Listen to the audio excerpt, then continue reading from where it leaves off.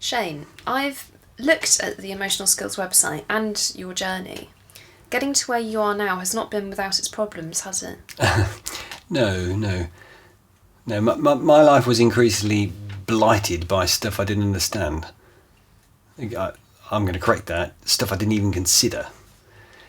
Anxiety, depression, and anger, and those were all mixed up, plagued me. And to start off with, I was in total denial. There was nothing wrong with me. I did eventually have a major collapse. I ground to a halt. And eventually, 10 years or so after I ground to a halt, after I fell off the edge, I realised I wanted to change. The problem was I could find no meaningful or acceptable help to ease my pain. Well, it was acceptable to me, and I struggled for years. And this sounds a bit odd, but by luck I was able to study psychotherapy and the theory of personality, and I developed a therapeutic method that really helped me with what I call my emotional issues. Everyone's psychological tension or emotional problems, they come from their own personal background and environment, and I'm no different. My story is not special. It's certainly no more special than anyone else's, but it might just explain how I lost my anxiety and depression. I realised that I was not born depressed. I was not born anxious and angry, and just knowing that made me feel better. As a little boy, I feel that I was relatively normal, sensitive, relatively happy, if a little socially awkward. And I did have an extremely unconventional mum and a troubled, increasingly violent father.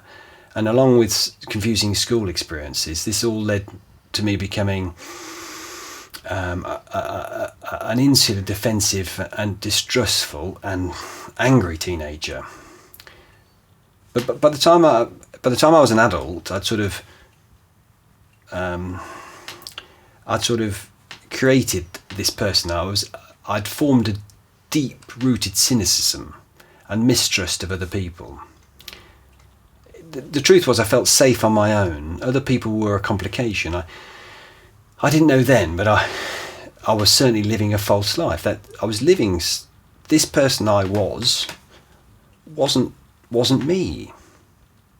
So anyway, I got on with it. I didn't know myself, and I did what I thought I should do. So I ended up running a couple of small businesses, and I worked. The answer was just to work harder. And that sort of came my way of being. And I became an extremely assertive workaholic. I wasn't happy. I mean, the irony is that people would actually slap me on the back and say, "You're a success." And quite a bit of the time I deluded myself into believing them. So this aggressive doing all the time lifestyle eventually ended up in a burnout. I had no more to give, and I had a close down. It was a cognitive close down, an overload of psychological tension. I couldn't think straight. I had no energy, and for several months I sat in the same seat and read the same book day in and day out. And I grew a beard, and it wasn't a style statement. I just couldn't be bothered. And whilst this was going on, my distrust of people grew. I didn't sleep much. I woke up with panic attacks. And angry incidents became more and more frequent. And for a while, I was sort of scared when the telephone rang. I became anxious about meeting people because I was confused, and I was also ashamed. I was ashamed that I was struggling emotionally. In my world, that wasn't allowed. You didn't struggle, you just got on with it. So I seemed to be perpetually annoyed by something. I was unhappy, and it was a dull, drawing unhappiness. And my family life suffered, and I know that a lot of the time I was not nice to be around. And the few friendships and relationships I had really suffered. And eventually I realised I needed to change. So I say eventually because for years I denied I needed help.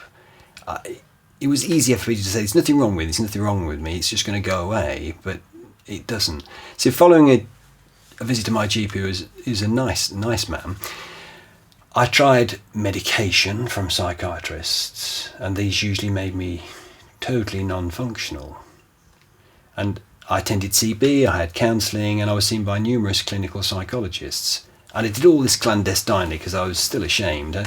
So I know it's difficult to deal with, and most of these people were caring, but it was generally like, do this or do that, take these pills, and you'll soon be back to your old self. I didn't know then, and no one, including me, seemed to grasp that it was my old self that had made me ill in the first place. This old self, this sort of lie, that's what had made me ill. I realise today that the help I was offered back then is very thin on the ground nowadays. It's even harder to get help nowadays. Anyway, I ploughed on, and all of the quick fix, one-size-fits-all self-help books I tried to read didn't help. Ironically, they often made me feel frustrated and rather hopeless. What I wanted was something I could hang my hat on. I wanted a long-term solution. I needed something with a bit of structure. It needed to have some encouragement and some guidance. There needed to be some steps. So I felt, anyway, it wasn't around. I couldn't find it, and I felt increasingly isolated. And I really did begin to feel despair. So, and it was like no one seemed to understand or even care about my issues, and because I was acting in a way that I wouldn't want to act, I felt continually judged as being a bad person. But deep down inside I knew I wasn't a bad person, but I felt like that. So I felt very alone and increasingly agitated and worthless. And I'm going to say that I resigned myself.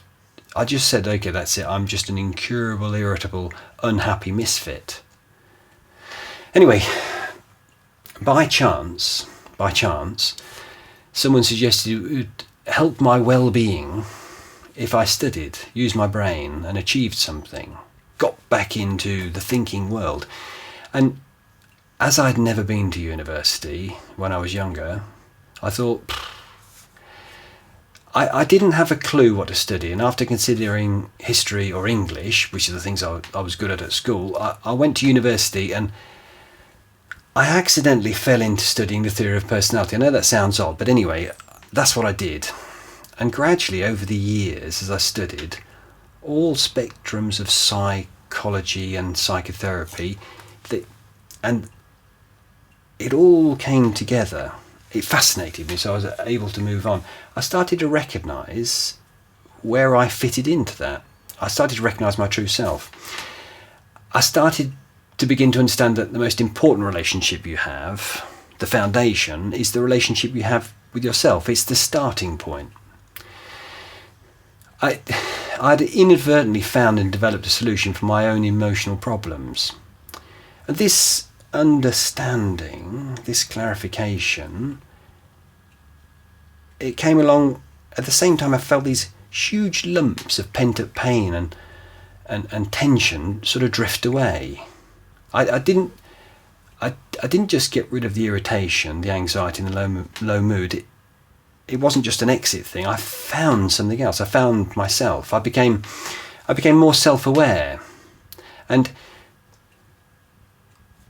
it was a bit like, as I learned, it was a bit like reading a manual and understanding how it all worked. So it wasn't just that either. I became friendly with myself. So instead of being distant from myself, I got close to myself, and I realised that whilst I was far from perfect, I was sort of okay. And this took a long time, but my contented balance, my personal, individual contented balance, what I felt,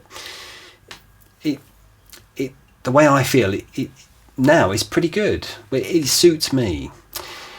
The benefits for me have been great, and that is an understatement. I've tried new things. I sleep better. I drink less. I eat less. I feel clearer, more rounded, more relaxed, more like me. And after a while,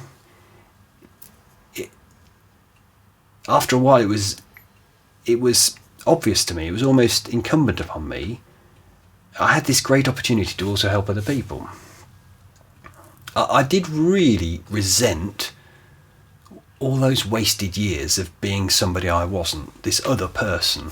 Anyway, I linked my personal experience to my years of study and research to form this step-by-step emotional skills guide.